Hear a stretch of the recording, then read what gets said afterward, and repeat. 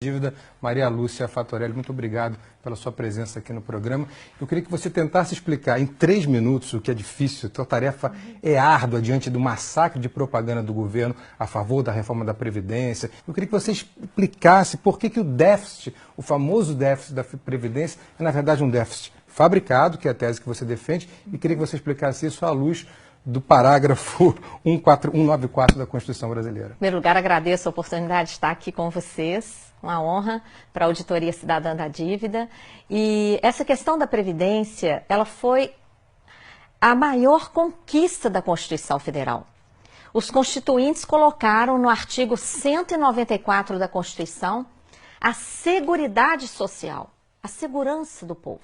Que não é só Previdência. Não é. São 3 fatores. É um tripé. É previdência, assistência e saúde. Foi a principal conquista social. Ela é tão importante que na própria Constituição, no artigo 195, os constituintes estabeleceram o financiamento desse tripé. Então, eles colocaram lá fontes variadas de financiamento, como uma cesta.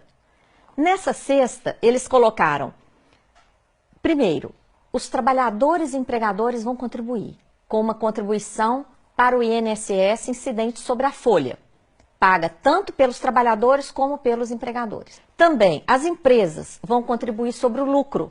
Então, foi criada a contribuição social sobre o lucro líquido.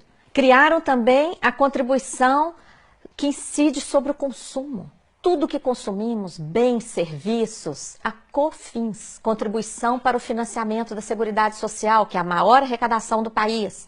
Tem também PIS/PASEP, arrecadação sobre a venda de produtos rurais, arrecadação sobre todas as importações e várias outras fontes menores, como, por exemplo, uma contribuição que incide sobre todas as apostas de loterias e concursos pagos no país. Então, se tem tanta fonte de financiamento, por que o governo insiste em dizer que tem o déficit? Como é que ele fabrica esse déficit? Então, ele pega lá dessa cesta, onde estão todas essas fontes variadas, ele vai lá e pega somente a contribuição do INSS.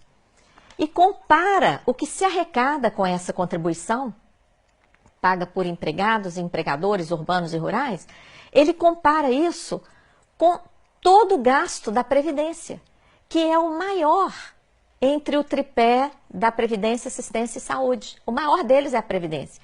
E quando fazemos a conta honestamente, considerando todas essas fontes e todos os gastos com Previdência, Assistência e Saúde, o que a gente obtém?